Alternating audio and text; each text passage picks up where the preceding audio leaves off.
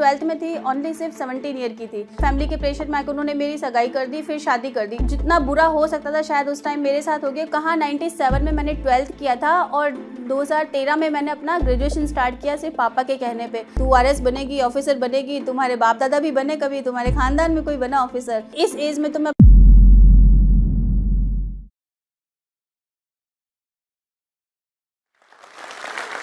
Thank you so much. मेरा नाम है आशा कंडारा, मैं जोधपुर राजस्थान की रहने वाली हूँ।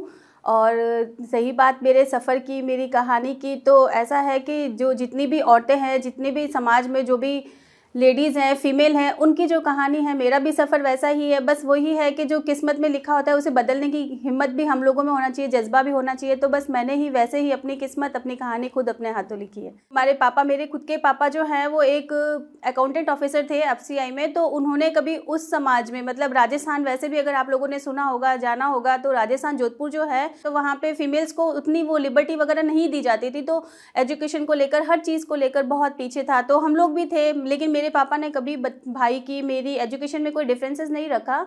इवन भैया को जितना इंपॉर्टेंस दिया एजुकेशन को लेकर, लाइफ को लेकर, उतना ही मुझे भी दिया, मेरी सिस्टर को भी दिया। जैसे मैंने 12th क्लास में आई तो मेरे पापा मतलब जॉइंट फैमिली में थे। तो जॉइंट फैमिली में आप समझ सकते हैं कि कितना प्रेशर होता है जॉइंट फैमिली को मेंटेन करने के लिए। मेरे पापा सबसे बड़े थे, तो वही चीज़ है कि बड़े थे तो उनको सबको लेकर चलना था। तो सब लोगों ने, मतलब फैमिली के प्रेशर में आकर उन्होंने मेरी सगाई कर दी, फिर शादी कर दी। इवन मैं 12th में थी, ओनली सिर्फ 17 ईयर की थी।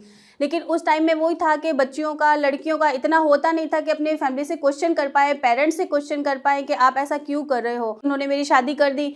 और जैसा कि सारी औरतें, सारी मतलब फीमेल्स की जो ज़िंदगी चलती है, लाइफ नॉर्मल, एक शादीशुदा ज़िंदगी, बच्चे हैं, फैमिली है, परिवार है, मेरी भी ज़िंदगी वैसे ही चल रही थी और शायद वैसे ही चलती। लेकिन 2013 से मेरी लाइफ में एक ऐसा टर्निंग पॉइंट आया कि मतलब ज़िंदगी जैसे समझो आप रुक गई थी, थम सी गई थी। या सारा सब जितना बुरा हो सकता था शायद उस टाइम मेरे साथ हो गया। कोई फैमिली डिस्प्यूट की वजह से मतलब हम लोगों का सेपरेशन हो गया था। 2 बच्चों की जिम्मेदारी थी उसके बाद में, लेकिन फिर भी मतलब वहाँ पे परिवार वालों ने, किसी ने भी साथ देने से इनकार कर दिया था।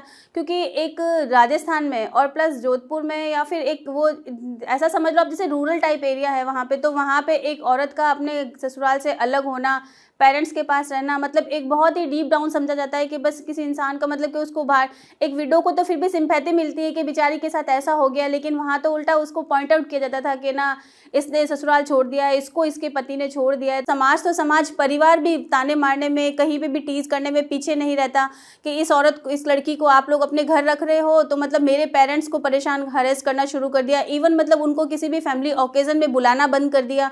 मेरे मम्मी पापा को कहीं पे भी, कोई फैमिली परिवार में कोई भी शादी होती थी, कोई भी फंक्शन होता था, इवन कोई ओकेजन होता था, तभी उन लोगों को हमेशा वहाँ से बुलाना बंद कर दिया। तो मतलब मम्मी पापा ने भी मेरे साथ साथ उस टाइम में सफ़र किया। लेकिन बच्चे थे, जिम्मेदारी थी, तो पापा ने ये चीज़ समझाई, मम्मी ने समझाई कि बेटा कोई बात नहीं, आपको समाज से क्या लेना देना, हम आपके साथ हैं, हम आपके साथ हैं, आप फिर से अपना करियर शुरू करो, आप अपनी पढ़ाई करो। पापा ने समझाया आपको अगर आपकी ज़िंदगी में आगे निकलना है, आपकी जैसी और भी कई आशाएं हैं। अगर आप चाहते हो कि आप किसी के लिए कुछ कर पाओ, तो उसके लिए आपको उस लायक बनना पड़ेगा, आपको उसके लिए कुछ करना पड़ेगा। तो आप सबसे पहले आप अपनी पढ़ाई शुरू करो, क्योंकि ग्रेजुएशन मस्ट है, कोई भी कॉम्पिटिशन फाइट करो। तो मैंने भी अपनी कॉम्पिटिशन के लिए ग्रेजुएशन अपनी स्टार्ट की 2013 में। मतलब कहाँ 97 में मैंने 12th किया था और 2013 में मैंने अपना ग्रेजुएशन स्टार्ट किया सिर्फ पापा के कहने पे। अब ग्रेजुएशन से तो घर चलेगा नहीं, तो घर चलाने के लिए मैंने प्राइवेट जॉब भी की, टेलीकॉम सेक्टर में भी जॉब की। तो प्राइवेट जॉब करने पर भी मतलब लोगों के ताने थे कि कहाँ जाती है, कहाँ आती है। लेकिन घर चलाने के लिए पैसा चाहिए और पैसा लेने के लिए कमाना पड़ता है इंसान को। तो फिर भी सबकी बातों को इग्नोर किया, क्योंकि वहाँ मेरे परिवार, मेरे मम्मी पापा, बच्चे साथ थे मेरे। तो मैंने उन सब चीज़ों को इग्नोर किया, अपनी जॉब का ध्यान रखा। जैसे ही 2016 में मतलब मेरी ग्रेजुएशन कंप्लीट हुई, तब तक 3 साल मैंने प्राइवेट जॉब किया। लेकिन जैसे ही 2017 का टाइम आया, मतलब 2017 में म्यूनसिपल कॉर्पोरेशन में जोधपुर में वैकेंसी आई थी, तो मैंने वो वाला फॉर्म भी भरा, प्लस नगर निगम की जो जॉब थी मैंने उसके लिए फॉर्म भरा। जैसा कि आपको पता है कि SC ST से बिलोंग करती हूँ, तो SC के समाज में महिलाओं को, क्या पुरुषों को भी इतना वो नहीं है कि मतलब, क्योंकि उन लोगों ने SC ST वालों ने एक क्राइटेरिया बना रखा है कि मतलब आप एक क्राइटेरिया सेट कर रखा है कि मतलब आप लोग इस कास्ट से हो तो आप लोग यही कर सकते हो, इसके बाहर उन लोगों ने सोचना ही नहीं है, मतलब बिल्कुल भी। फिर मैंने पापा से डिस्कस किया कि पापा ये ऑफिसर कैसे बनते हैं, तो पहले तो वो भी हंसे एक टुक देखकर, फिर बोले कि चलो कुछ कुछ तो अच्छा सोचा तूने। फिर उन्होंने मुझे बताया, गूगल पे सर्च किया कि ऐसा ऐसा होता है, आरएस ऑफिसर ऐसा होता है, आईएएस ऑफिसर ऐसा होता है, उसके लिए ये सब कुछ करना पड़ता है।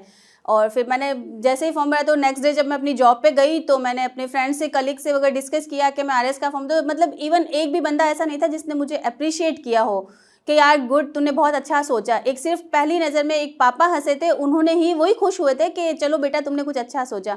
बाकी सबने यही बोला कि नगर निगम का फॉर्म भरा है, तू आरएस बनेगी, ऑफिसर बनेगी, तुम्हारे बाप दादा भी बने, कभी तुम्हारे खानदान में कोई बना ऑफिसर। तो वो चीज़ और चुभ गई, कहीं ना कहीं वो स्ट्रांग हो गई थी कि नहीं अब तो करके ही दिखाना है कि ऐसा क्या है जो मतलब मेरे परिवार ने नहीं किया, तो क्यों ना मैं ही शुरुआत कर दूं। तो मैंने फिर आरएस की भी गूगल और कोइंसिडेंस के 2018 में नगर निगम में जॉब भी आ गई मेरी और आरएस की वैकेंसी भी आ गई, तो भी मैंने आरएस का फॉर्म भरा। इवन सब लोगों ने मना किया, फ्रेंड्स ने वगैरह, कि मत भर, कहाँ निगम की जॉब करेगी तू और कहाँ आरएस की तैयारी करेगी। मैंने कहा कोई बात नहीं, बोले निगम की मत कर। तो फिर तो मैंने कहा निगम की क्यों नहीं करूँ, जब मेरे बच्चे उस जॉब से पल रहे हैं, मेरा घर उस जॉब से चल रहा है, तो मेरे लिए तो वो भी आरएस की सैलरी के इक्वल ही है, तो मैं जॉब तो करूँगी। तो फिर काफ़ी फ्रेंड्स भी ऐसे थे जो कट गए थे उस टाइम, क्योंकि मैंने सिर्फ और सिर्फ निगम में जॉब ज्वाइन कर लिया था, क्योंकि उन लोगों को लगता था कि उन लोगों की डिग्निटी के अगेंस्ट था, उन लोगों की इज्जत, उन लोगों को ऐसा लगता था कि हम, शर्म आती थी उनको मुझे अपना फ्रेंड कहने में। तो एक तरह से होता है ना कि रिलेशन तोड़ दिया उन लोगों ने, क्योंकि उनको कहीं ना कहीं शर्म आती थी कि एक नगर निगम की एम्प्लॉय हमारी फ्रेंड है। तो मैंने कहा कोई बात नहीं, इज इट ओके। तो फिर उसके बाद में मैंने अपनी जॉब जैसे ही शुरू की, 2018 में इसका फॉर्म भरा था आरएस का, एग्ज़ाम था 5 अगस्त को और अक्टूबर नवंबर में मेरा रिजल्ट आ गया। तो जैसे ही मेरा रिजल्ट आया मैंने प्री क्वालिफाई कर लिया, तो मतलब खुशी का ठिकाना ही नहीं था। लेकिन फिर भी कहाँ लोगों के दिमाग शांत होने थे या कहाँ लोग पीछा छोड़ने वाले थे। तो सबने ये कहा मैं प्री क्वालिफाई किया है, मेंस थोड़ी किया है, इंटरव्यू थोड़ी किया है, अभी तुम तो निगम की जॉब ही करो, इसी के लिए बने हो तुम तो, कि तुम नहीं कर सकते क्योंकि तुम लोग कहाँ से कर पाओगे। बोले 10-10 साल से लोग तैयारी कर रहे हैं। मैंने कहा कोई बात नहीं, मैं 20 साल करूँगी। तो वही चीज़ उसके साथ, इसी जोश के साथ तैयारी शुरू की। फिर नगर निगम में जॉब थी, सुबह 6 बजे से लेकर 2 बजे तक की जॉब होती थी। अगर आप वहाँ पे 5:45 नहीं पहुँचते हो तो आपकी एब्सेंट लगती थी, एब्सेंट लगेगी, इट मीन्स आपकी एक दिन की सैलरी कटेगी। तो वो चीज़ पॉसिबल नहीं थी, क्योंकि 12,400 रुपये सैलरी मिलती थी नगर निगम में, तो वो भी पॉसिबल नहीं था। तो पढ़ाई भी करनी थी मेंस की, तो मतलब रातें भी सेक्रीफाइस की है, बहुत कुछ किया भी है, और कोचिंग कर नहीं पाते थे। तो फिर ऑनलाइन कोर्स खरीदा, उसके बाद में 2 बजे की जॉब से आती थी थक हार के, फिर 4 बजे ऑनलाइन क्लासेस लेती थी, लेट नाइट पढ़ाई करती थी। धीरे धीरे काफिला चलता रहा ऐसे ही। फिर एक टाइम आया 2019 में मेंस का एग्ज़ाम दिया, लेकिन फिर वही कोई पॉलिटिकल उसके चक्कर में अटक के ना, वो उसका रिजल्ट अटक गया। तो फिर 1 साल बाद आया, तब तक मेरे नगर निगम की जॉब को 2 साल हो गए थे, प्रोबेशन ख़त्म होने वाला था। यहाँ प्रोबेशन ख़त्म नहीं हुआ, उससे पहले ही मेरा आरएस मेंस में सिलेक्शन हो गया। तो मतलब कहीं ना कहीं खुशी का ठिकाना नहीं रहा कि चलो मेहनत कहीं ना कहीं तो रंग लेके आई। लेकिन फिर सब लोगों ने बोला कि लोग तो 10-10 साल तक मेंस देते हैं लेकिन इंटरव्यू में नहीं निकल पाते हैं, तो तू कैसे निकलेगी, जैक चेक चाहिए, वहाँ तो लाखों रुपए जेब में होने चाहिए, कोई बड़ी जान पहचान होनी चाहिए, है क्या तुम्हारे खानदान का कोई है क्या ऑफिसर जो तुम्हें हेल्प कर पाएगा या वहाँ पर तुम्हारी जैक लगा पाएगा। ऑफिसर तो नहीं है, कोई बात नहीं, फिर भी कोशिश करते हैं। और फिर यहाँ से प्रोबेशन पीरियड यहाँ भी क्लियर हो गया, तो सब लोगों ने बोला अपना तो निगम ही ठीक है, अपने तो निगम में ही लगे रहो, यहीं पे लगे रहो, प्रोबेशन हो गया तुम्हारा क्लियर, अब स्थायी हो गए हो तुम। दोनों चीज़ें पैरेलल चल रही थी, लेकिन फिर भी पापा ने एक ही चीज़ बोला कि आपने जो सोचा है, ठाना है, उसके लिए कहीं ना कहीं रुको मत। क्योंकि जो निगम की जॉब करते हुए जहाँ पर मतलब मुझे तैयारी करनी पड़ रही थी, कहीं ना कहीं मैं खुद भी फेडअप हो गई थी, क्योंकि दिन भर की जॉब होती थी। उसके बाद वहाँ पर भी आपको पता है इंसान मेंटली और फिजिकली परेशान हो जाता है, थक जाता है, तो मैं भी थक जाती थी।